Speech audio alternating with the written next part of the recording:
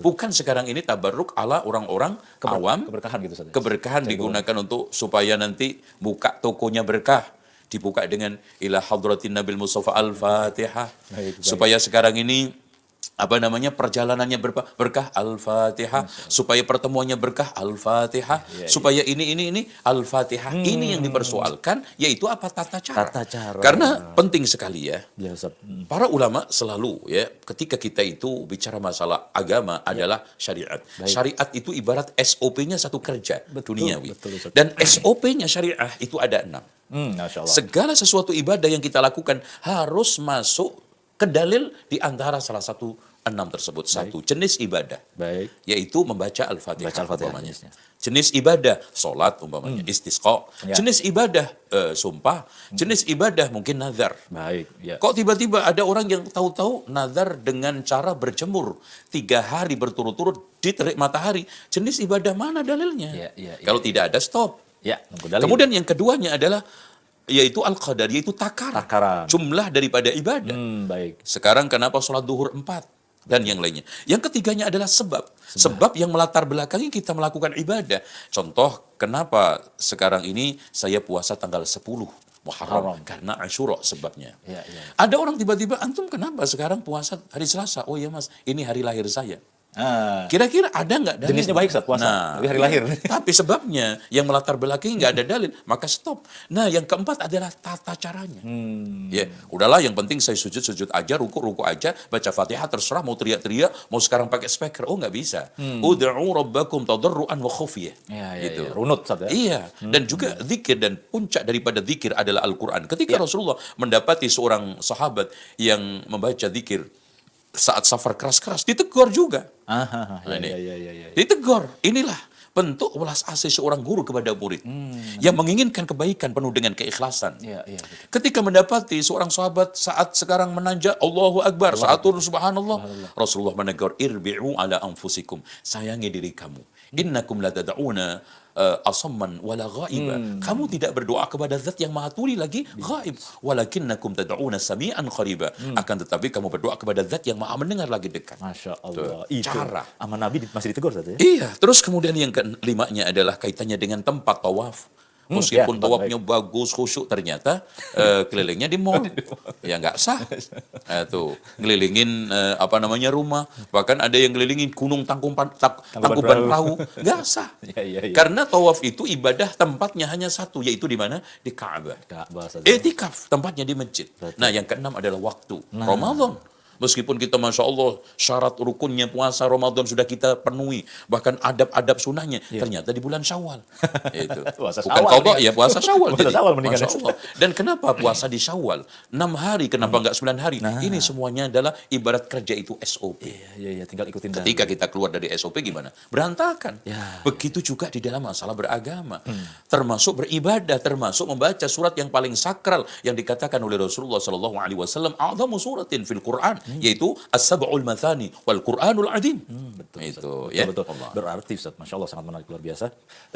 Begitu juga dengan surat Al-Fatihah dalilnya Ustaz. Beliau katakan dengan lembut ada di sholat. Seperti itu. Bisa dikupas dalilnya Ustaz. Kalau katakanlah misalnya Al-Fatihah tadi yang kita Ustaz sudah paparkan, kita sudah pahami bahwa hadis Muslim itu untuk ruqyah gitu Ustaz ya.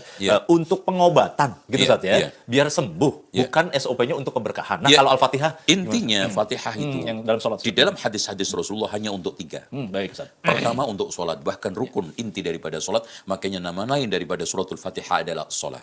Yang keduanya adalah untuk ruqyah, dan yang ketiganya untuk dibaca bagian daripada membaca surat yang ada di dalam Al-Quran. Dan juga kalau kita masalah polemik soal mengirimkan Al-Quran nyampe atau tidak, okelah kita mengikuti pendapat ulama yang mengatakan bahwa mengirimkan Al-Quran, bacaan Al-Quran ke mayit itu nyampe. Kenapa sekarang lebih fokus hanya Al-Fatihah? Kenapa nggak Ali Imran, Al-Baqarah? Itu yang kita pertanyakan. Dan pertanyaan ini mendasar. Kalau kita ingin mengirimkan silakan kirimkanlah. Kalau Anda meyakini bahwa, dan Anda sudah mentarjih daripada pendapat ulama, bahwa pendapat yang rajih, yang kuat adalah sampai bacaan kepada mayit, jangan hanya Al-Fatihah, jangan hanya surat Yasin, kirimkan semua surat-surat yang ada itu. Itu. Ya. Pada saat Anda sekarang ini ada kematian, silakan. Ila hadratin Nabil Mustafa Muhammadin sallallahu alaihi wasallam Al-Baqarah. Bagus. Ya.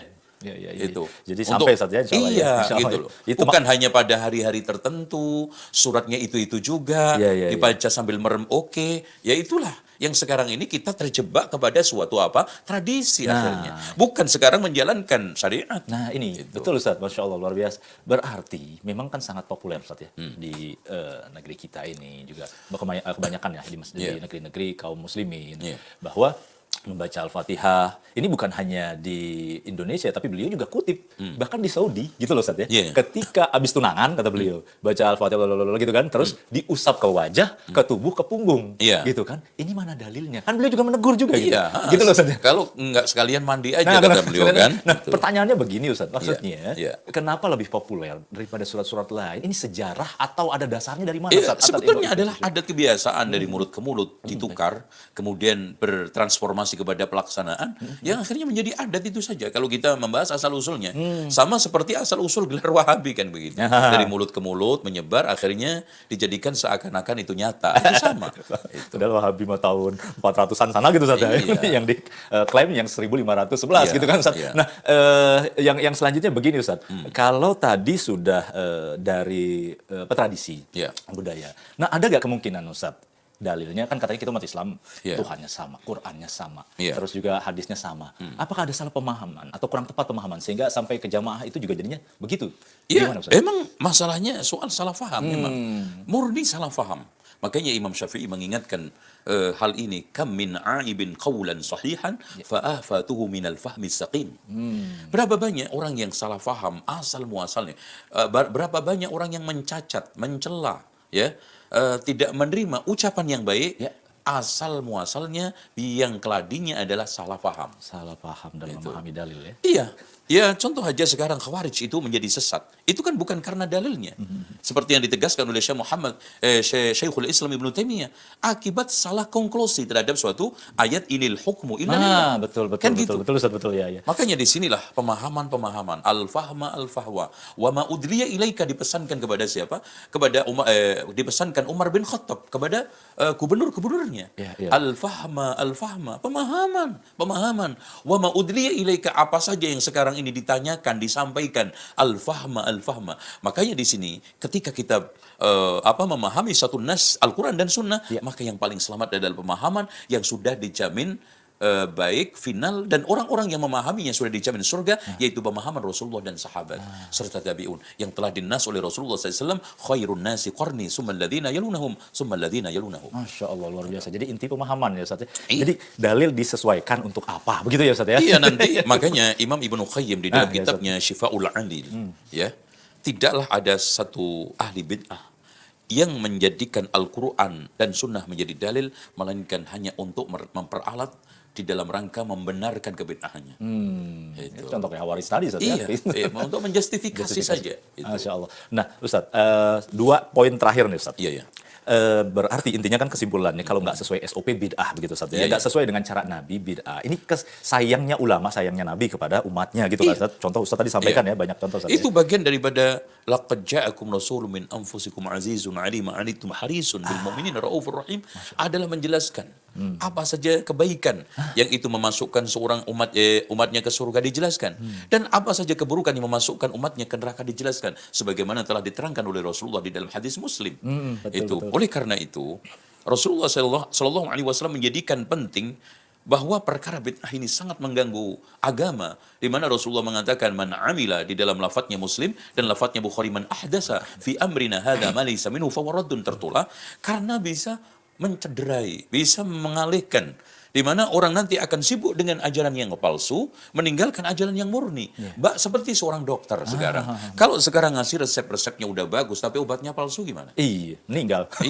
Oleh karena itu di sini resepnya harus autentik. Obatnya juga harus asli. Dengan cara seperti itu, insya Allah kita beragama sehat. Di situ ya. Maka jauhilah keruh hati gitu saja dalam memandang agama. Carilah memang guru yang benar, memang mendidik dari sumbernya yang benar begitu saja pemahamannya. Gitu saja. Dan masalahnya simpel kan gini. Kenapa sih kita itu tidak bisa dan tidak boleh menganggap baik yang tidak dianggap baik oleh Rasulullah? Karena satu, Rasulullah SAW, kalau sekarang ada suatu perkara baik yang tidak dianggap baik oleh Rasulullah, berarti Rasulullah nggak tahu kebaikan itu. Atau dia tahu, Rasulullah tahu itu baik, Ya. tapi tidak disampaikan kepada umatnya. Lebih parah lagi. Khianat dong, Ustaz. Iya. Ngumpetin syariat Itu. gitu, Ustaz. Dan di mana Rasulullah SAW sudah ditegaskan oleh baligh ma unzila ilaika min rabbik.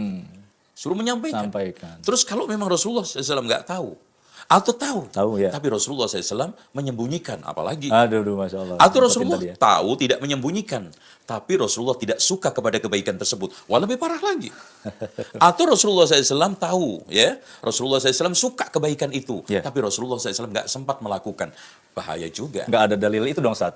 Sempurnanya Islam ya, Ustaz. Ya? Iya, sementara Allah turunkan sebagai pujian di akhir daripada risalahnya, Iya, Ustaz. al-yauma akmaltu lakum. Betul. Setelah di proses risalah baligh ma unzila ilaika min rabbik, setelah selesai outcome-nya al-yauma akmaltu lakum dinakum. Berarti selesai, Sempurna, tuntas. Ustaz, ya. Artinya kalau ada suatu kebaikan yang dianggap orang itu baik, maaf, yang tidak dianggap baik oleh Rasulullah, maka jelas hanya satu jawabannya, karena nggak ada dalilnya. Nah, biar sama-sama selamat. Sama-sama. Nggak ada contohnya, Nah. nggak ada kaidahnya, biar kita tidak nanti diselah oleh mereka. Iya. Tidak ada di zaman Rasulullah, ini juga keliru ya.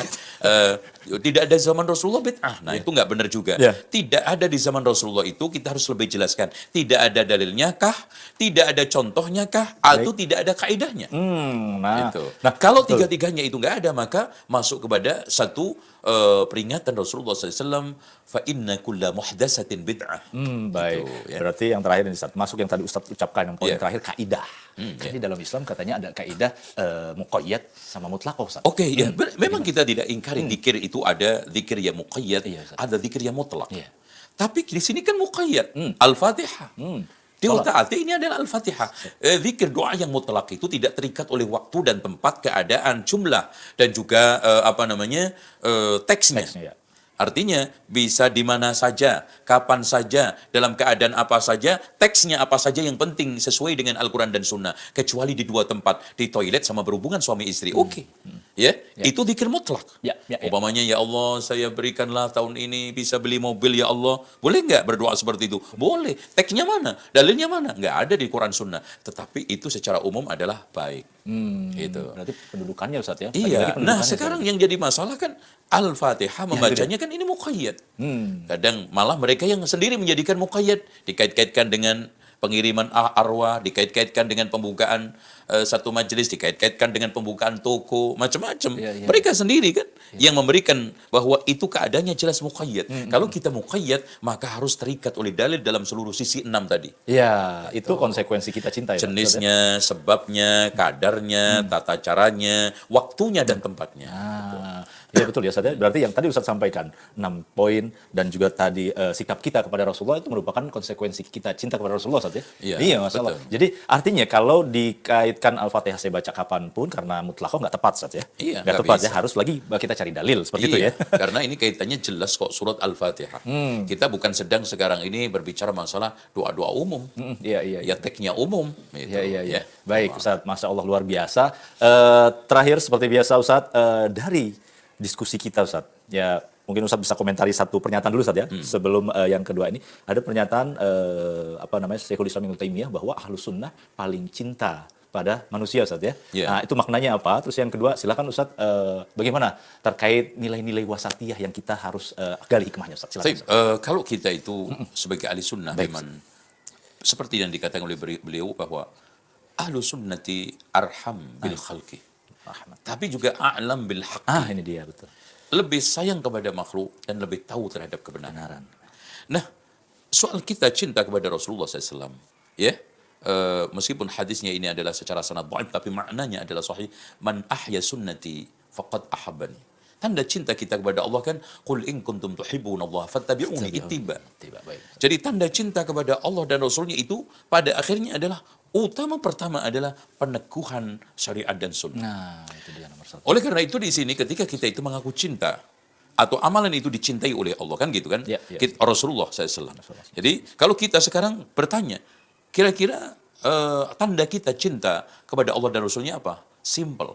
Kita melakukan perbuatan yang dicintai oleh Allah dan Rasulnya. Iya. Nah, bagaimana bentuknya? amalan itu dicintai oleh Allah dan Rasulnya. Ada 5. Yang pertama, amaliyah, baik itu ucapan dan perbuatan tersebut diperintahkan oleh Allah dan Rasulnya. Diperintahkan. Nah, kalau tidak ada perintahnya, kita ngomong sehari sampai 1000 kali ini dicintai oleh Allah dan Rasulnya, omong kosong. Yang kedua, dipuji oleh Allah dan Rasulnya. Baik. Jadi seluruh amaliyah yang diperintah, kemudian dipuji oleh Allah dan Rasulnya, pasti itu dicintai oleh Allah. Yang ketiganya, ini yang paling penting, diungkapkan ridha oleh Allah dan Rasulnya. Allah meridhai perbuatan tersebut, amaliyah tersebut. Contoh aja, innallaha la yarda 'anil 'abdi idza akala aklatan fayahmadu 'alaiha. Allah itu sangat ridha sama orang habis makan ketika makan mengucapkan alhamdulillah. Yang keempatnya, dijanjikan oleh Allah pahala dan Rasulnya. Ketika sekarang siapa yang melakukan ini, berucap ini, dapat ini, pahala ini, berarti dicintai. Contoh, man qala subhanallah wa bihamdihi marratan ghurisat lahu nakhlatun fil jannah. Ditanamkan satu pohon kurma, berarti pahalanya satu pohon kurma di surga. Jelas. Berarti ibadah. Nah, dicintai oleh Allah. Dan yang kelimanya, dijanjikan surga. Masya Allah. Itu banyak sekali. Manakala sekarang ada amaliyah yang diklaim itu dicintai oleh Allah dan Rasulnya, dan itu adalah tanda kita cinta kepada Allah dan Rasulnya, tapi tidak memenuhi kriteria 5 ini, stop. Iya, berdiam diri. Berarti man amila amalan laisa alaihi amruna, tidak ada perintahnya, tidak ada syariatnya, tidak ada urusan. Gak ada Rasulullah punya urusan. Gak ada pahalanya. Iya. Artinya Rasulullah gak bakal berurusan dengan yang gitu-gitu. Rasulullah tidak ada keterkaitan dengan itu. Amr di situ maksudnya adalah amruddin wa huwa asy-syari'ah. Perkara agama yang tidak lain adalah syariat. Wallahu a'lam. Maka tertolak ya Ustaz ya. Iya. Baik, pemirsa, kita minta closing statement dari beliau terhadap nilai-nilai wasatiyah Ustaz. Silakan Ustaz. Ya. Inilah pentingnya seorang itu berpegang teguh pada Islam yang telah dinobatkan oleh Allah dan Rasulnya. Orang yang berpegang teguh itu menjadi umat wasatoh. Ya, ummatan wasatan litakunu syuhada. Umat wasatiyah itu adalah umat yang i'tidal, berpegang teguh kepada syariat, kepada Al-Quran dan Sunnah, kepada seluruh termasuk tata cara di dalam beribadah. Maka wasatiyah itu adalah satu cara beragama yang matang, dewasa, sempurna, karena sesuai dengan kesempurnaan Islam, yaitu al-yawma akmaltu lakum dinakum wa atmamtu alaikum ni'mati wa raditu lakumul Islam madina tadi. Wallahu a'lam.